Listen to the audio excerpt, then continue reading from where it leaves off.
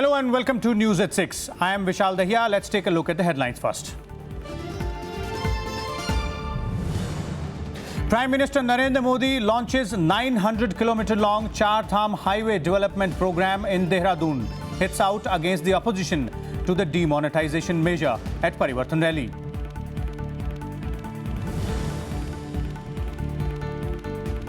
Vendetta charge against government. BSP chief Mayawati hits out at centre over ED's revelation of detecting deposits worth over 104 crore rupees in party accounts.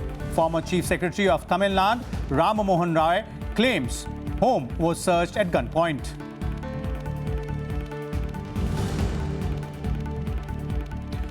Congress, Trinamool Congress, DMK and the RJD present a joint front. Parties claim that situation after demonetisation remains grim despite government's assurance that it will improve after 30th December.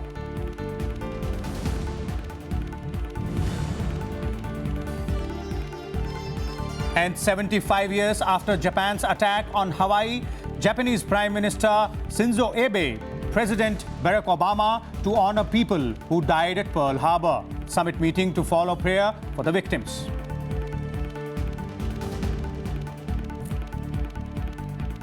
Prime Minister Narendra Modi today addressed his first Parivartan rally in Uttarakhand ahead of the assembly elections. Narendra Modi told his audience that the demonetisation drive was nothing but a clean-up drive. He also inaugurated the Char Dham highway project that he described as a tribute to those who lost their lives during Uttarakhand flash floods. Prime Minister Narendra Modi on Tuesday said demonetisation had ended many problems afflicting the country, such as fake currency and terrorism. Addressing a Parivartan rally at the parade ground in Dehradun, he assured the crowds that soon India will see the end of corruption. Modi also blamed the opposition for criticising the note ban scheme. चौकीदार का काम दिया है, अब मैं चौकीदारी कर रहा हूं तो कुछ लोग परेशान हैं, उनको तकलीफ हो रही है, उनको लग रहा है ऐसा कैसा चौकीदार आ गया, चोरों के सरदारों पर ही पहले वार कर रहा है।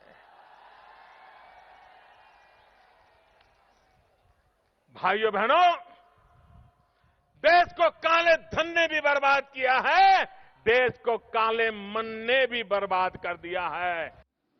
The Prime Minister also inaugurated the 900-kilometer Char Dham highway project that will improve connectivity between the 4 pilgrimage centres, Kedarnath, Badrinath, Gangotri and Yamunotri.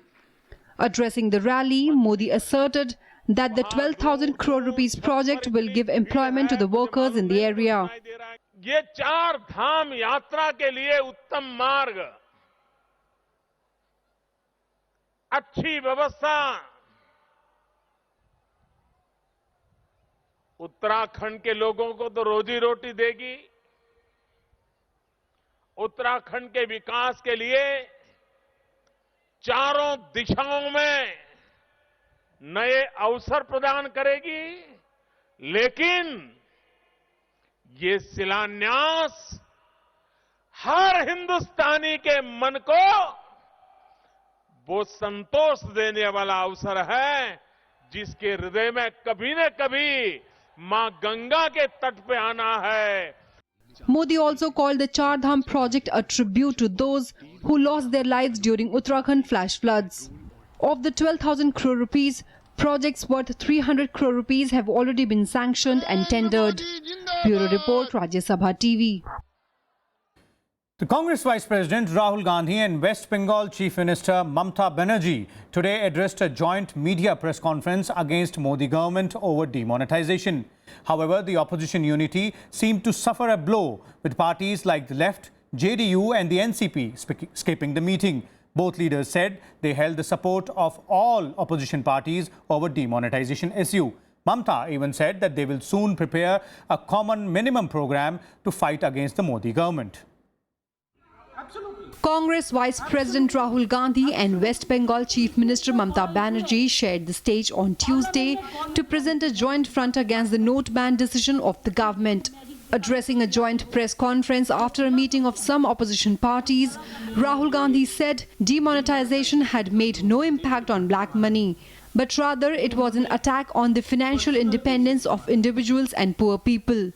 A new market for the conversion of money has been set up. What it has resulted in is an attack on the financial independence of our country, an attack on the poor people of our country, the weak people of our country. But the meeting also presented a picture of fractured unity among the opposition. After several major parties turned down the invite for the meeting, those who stayed away included the left parties. The Janata Dal United, led by Nitish Kumar, and the Nationalist Congress Party, led by Sharad Pawar. The Samajwadi Party and the Bahujan Samaj Party also declined the Congress's invitation. West Bengal Chief Minister Mamta Banerjee said the decision had only caused hardships to the people. ये अच्छा दिन का नाम पे पूरा गया हिंदुस्तान. इसका पीछा में क्या हिडन एजेंडा है? Demonetization and demonetization both are big corruption. It is a totally, I don't know what is the hidden agenda. That country will see it tomorrow. Tomorrow means आने वाला दिन में. लेकिन अच्छे दिन के नाम पे आप लोगों ने पूरा लूट लिया देश को. किसान को लूट लिया, गरीब को लूट लिया, मजदूर का लूट लिया, बेरोजगारी बढ़ा दिया. आज 10 करोड़ से ज्यादा आदमी आज बेरोजगार है. बैंकिंग सिस्टम कोलैप्स हो गया है. लोगों का भरोसा नहीं है. ये तो आप लोगों ने संभालने नहीं पाया. फिर कहता और भी कड़ा कानून आएगा. Answering questions from the media, Rahul Gandhi said the Prime Minister should come out with the real reason for demonetization, since he was solely responsible for the decision. आपने पहले बोला कि लक्ष्य काले धन की लड़ाई थी. क्लियर हो गया है कि जो लॉजिक सरकार इस्तेमाल कर रही थी कि काला धन वापस नहीं आएगा, पूरा का पूरा काला धन, पूरा का पूरा पैसा वापस आ गया है. तो वो लॉजिक खत्म हो गई.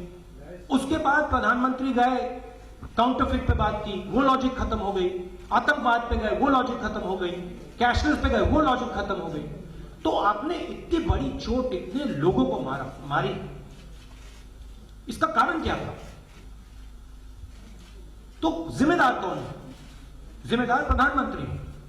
In contrast to the JDU, an ally of the Congress in Bihar, another ally in the state, Lalu Yadav's RJD, attended the opposition presser in Delhi. Bureau Report, Rajya Sabha TV.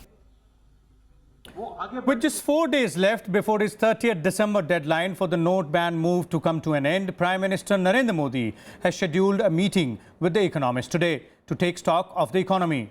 With the theme Economic Policy Reform Road Ahead, he is also expected to discuss ways to speed up growth. 15 invitees are expected to make their presentation to the Prime Minister. The meeting assumes significance in view of various multilateral agencies and RBI lowering growth forecast for the current fiscal. Economists have raised concerns that demonetization will pull down GDP growth rate for this fiscal by up to 2 percentage points. The Prime Minister will also take stock of various initiatives of Niti Aayog to promote digital economy like Lucky Grahak Yojana and DG Dhan Vyapar Yojana to incentivize digital payments.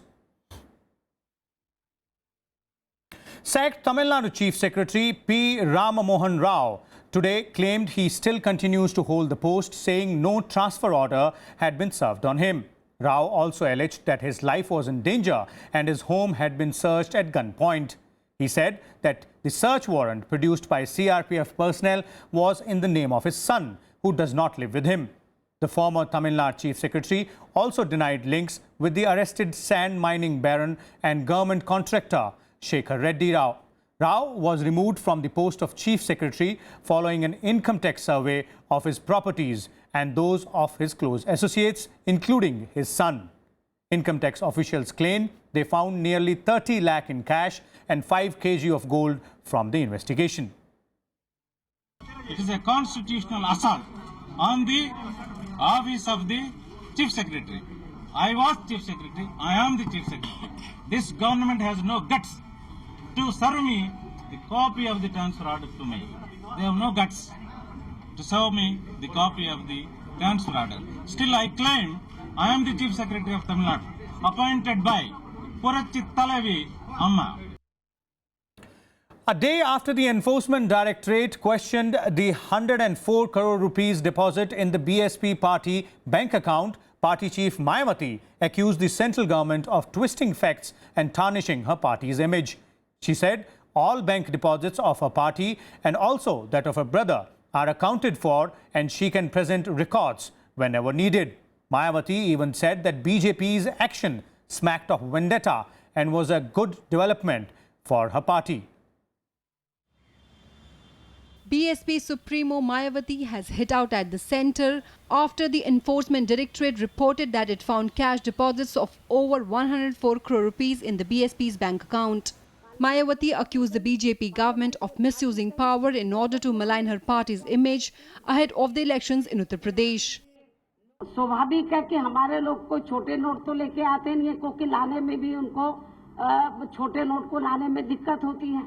बड़े note करा के वो चाहे बैंकों से कराएं चाहे अपने साथियों से एक्सचेंज कर ले तो वो लेकर आते हैं। जब वो उसको लेकर आए लेकिन इसी बीच में नोटबंदी का ये डिसीजन आ गया तो ये तो पार्टी का पैसा है।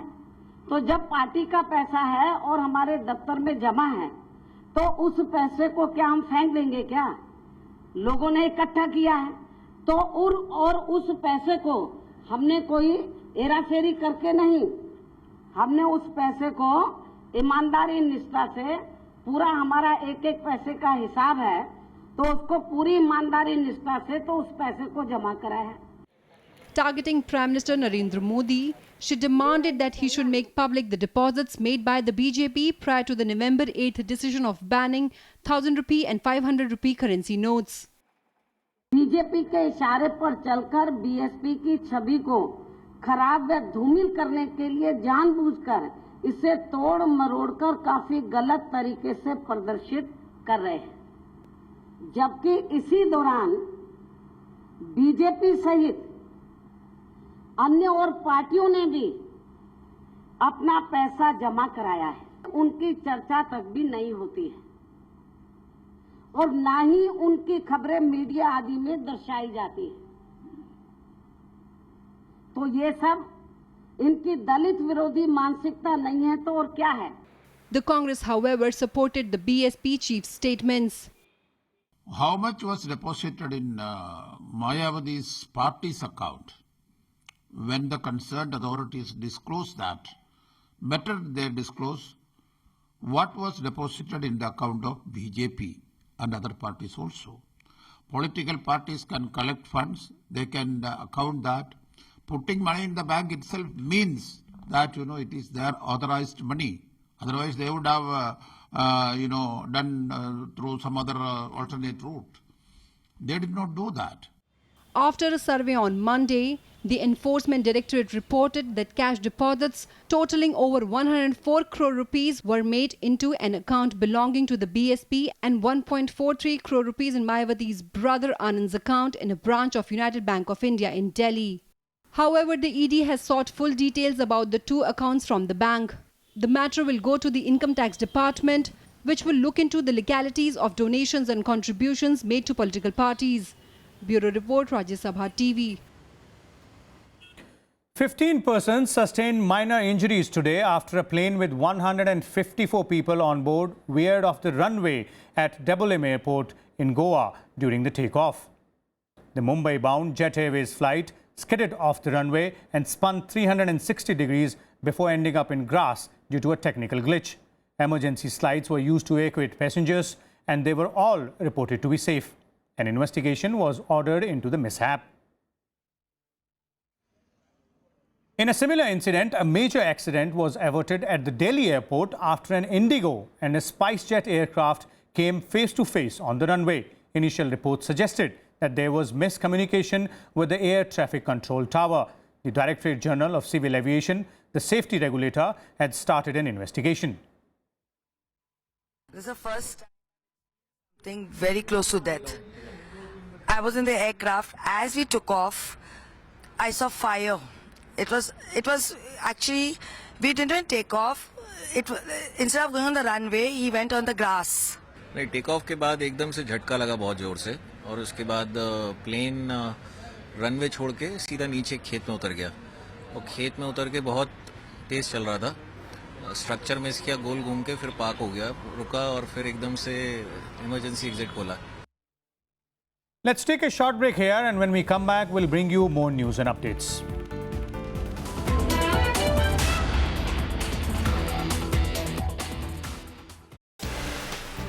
Since this will be the last episode of year 2016, we decided to do a comprehensive review of the Indian economy.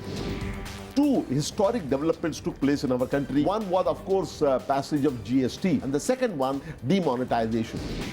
And that's why the prospect for 2017 at the moment is not very good. A sharp decline, reduction in interest rate. If government tries to recapitalize by 1.5 lakh crore, that's not going to solve the problem in the banks. Okay. So therefore, in a sense, the banking system is going into a crisis. Investment is declining. Unemployment is increasing. And that this is what recessionary conditions are all about. Watch experts articulate their view on Indian economy in the state of the economy on Rajya Sabha television.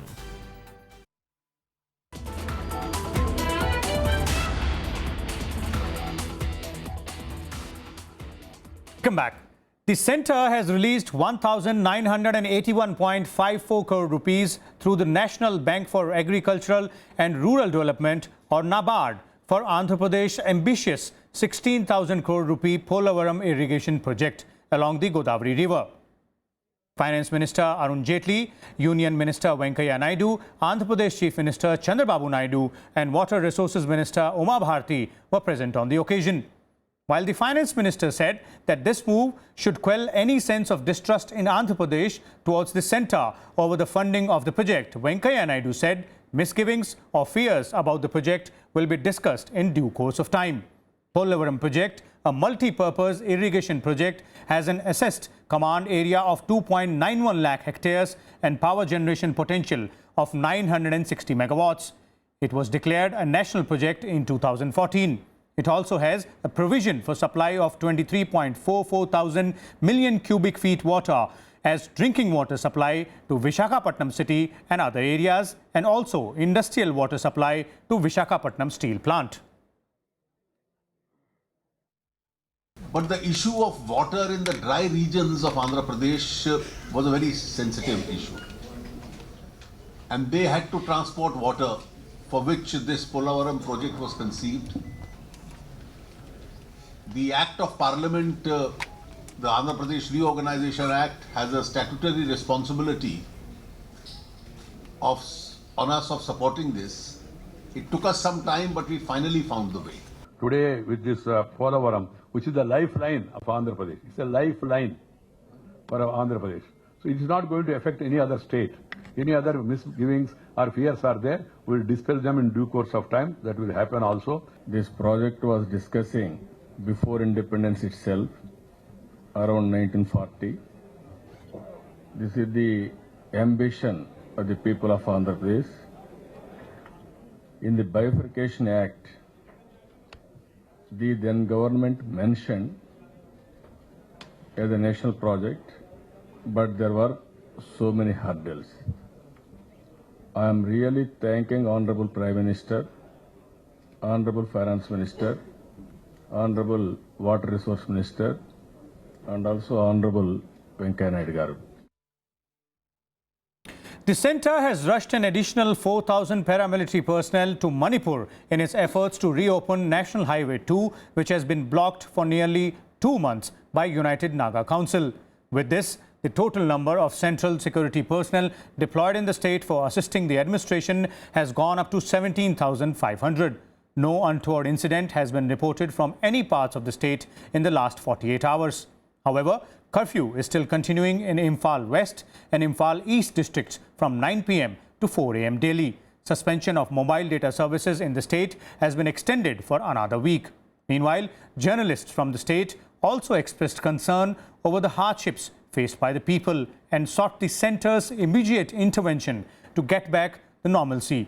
BJP has alleged that the Congress government in Manipur is not clearing the economic blockade for political benefits. BJP General Secretary Ram has said that despite central's assistance, the state is playing games with the lives of people of the valley. Manipur Chief Minister is playing games with the lives of the people of the valley. Government of India from day one has asked him to avail of all the required support from the central government. Forces were made available to him. He was asked to take the help of the forces and clear the blockade. But blockade apparently politically suited him. That's why he did not do whatever was needed to be done. It was totally, completely the failure of the Manipur Chief Minister with a very, I would say, very unfortunate electoral gamble he played, thereby throwing the lives of the people in the valley to such a difficult situation. And in some good news for the farmers, an additional 60-day grace period has been given to farmers hit by demonetization to repay their crop loans which were due in November and December. The decision by the RBI also makes farmers eligible for an extra 3% interest subsidy on prompt repayment of loans. As per the scheme for the year 2016-17, besides subvention of 2% per annum, an additional interest subvention of 3% is also provided to prompt pay farmers from the date of disbursement of the crop loan. The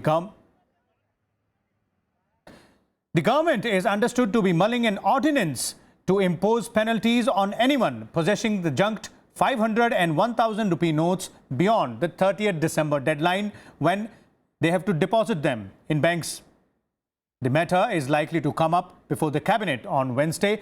The penalties may be imposed on anyone holding more than 10 notes each of the old currency after December 30th.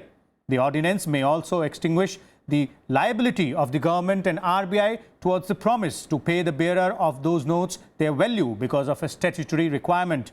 Reports claim that there could be a cap of holding not more than 10 notes of each 500 and 1,000 denomination after 30th December, and violation of the rule could draw a fine of minimum 50,000 rupees or 5 times the amount in question, whichever is higher. Holders of such currency have an option to deposit them in RBI by March 31st, but even that period may be curtailed. Out of the 15.44 lakh crore rupees worth 500 and 1,000 rupee notes in circulation on 8th November, close to 13 lakh crore rupees have been deposited in accounts or exchanged for valid currency so far. Let's now take a look at some more news and updates from across the country in Nationwide. Vice President Mohammad Hamid Ansari on Tuesday said the ground reality of delivering social justice in India is dismal even after 70 years of legislating welfare laws and educating measures. In an inaugural conference at the 9th National Conference of the Indian Association of Lawyers in Bengaluru, Vice President said India is the 12th most inequitable economy in the world, with 45% of wealth controlled by millionaires. Citing another report, he also said almost half of India's total wealth was in the hands of the richest 1%, while the top 10% controlled about 74% of it.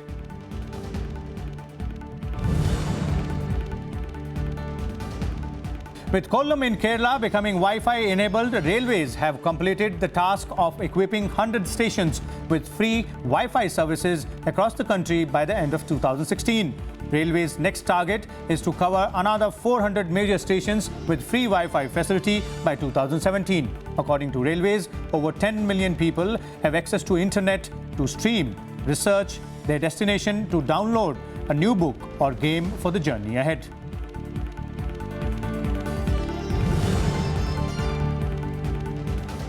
External Affairs Minister Sushma Swaraj on Tuesday said India will spare no effort to secure release of Father Tom, a Keralite priest abducted nearly 9 months ago in war-torn Yemen. The minister's remarks came a day after purported video by the priest appealing to the government to free him surfaced. In the video, the priest was seen as pleading for help from Indian government and fellow Christians, including Pope Francis.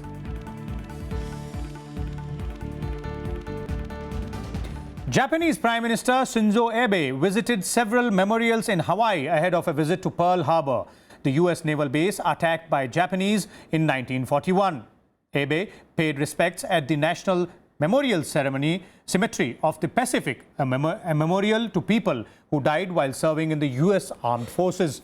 Abe will be accompanied by United States President Barack Obama to Pearl Harbor. His trip comes 75 years after Japan's surprise attack on the naval base, which thrust the U.S. into the Second World War.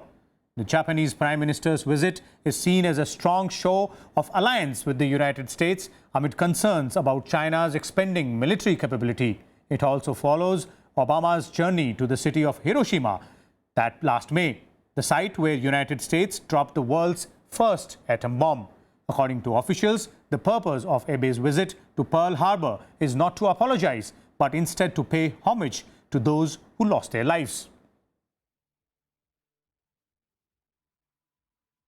Russia has found one of the two black boxes from a military plane that crashed into the Black Sea with 92 people on board last week. The flight data recorder of the Russian military airliner were recovered and brought to Moscow. The recorder contains information that could help investigators identify the cause of Sunday's crash. The Tu-154 jet came down with the loss of all 92 passengers and crew. At least 12 bodies have been recovered so far. The plane crashed soon after takeoff from an airport near the city of Sochi on Sunday. Meanwhile, unconfirmed reports said that authorities had grounded all aircraft of the same type. Let's now take a look at Global Bus. The Turkish court on Tuesday began the trial of 29 police officers accused of supporting a failed coup attempt in July. The police officers are accused of not obeying orders to protect President Erdogan's palace in Istanbul on the night of the coup. Prosecutors are seeking 3 life sentences each for 21 policemen and demanding jail sentences up to 15 years for the other 8 officers.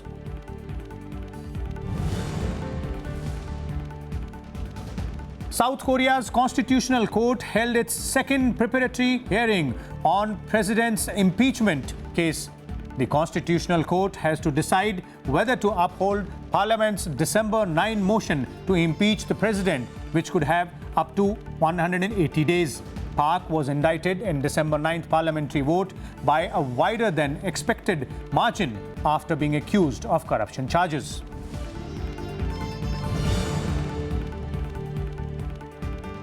An Indonesian court will proceed with a controversial blasphemy trial against Jakarta's Christian governor, who is accused of insulting the Quran.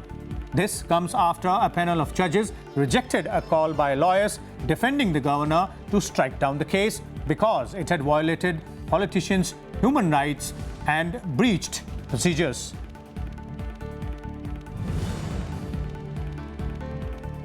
Heavy flooding forced hundreds of people to evacuate their houses in and around the Argentinian capital, Buenos Aires.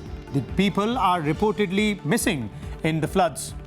Authorities are providing basic goods and economic assistance to certain local residents.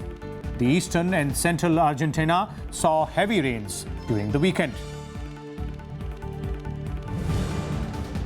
That's all in this news bulletin. Keep watching Rajaswat Television.